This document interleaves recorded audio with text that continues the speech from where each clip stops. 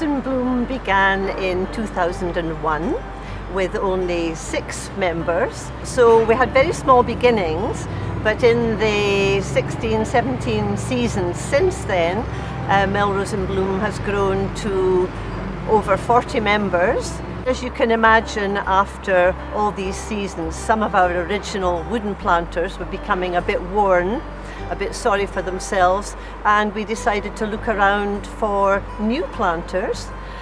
We were able to look at these thanks to a very generous legacy, which was wonderful for us because it meant that we could start replacing our old planters with new ones which would need very little maintenance.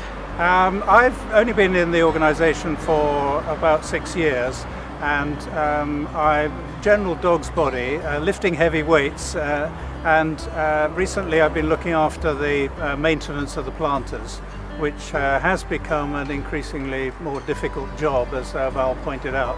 They're getting old, and inevitably the feet are starting to rot away, and the repair work has involved more and more complex carpentry. So the time had come. Recycled materials was something that the group felt was a good way to go if we could, and it was still competitive on price, and TDP were that, certainly. I did a lot of research online looking at designs.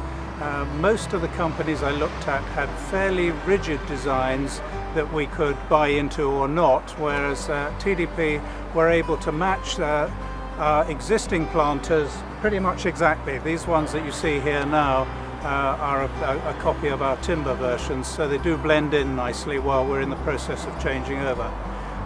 The price was good, and I found the company very easy to deal with and friendly, which is why we've been back to them over the years, for 3 years now.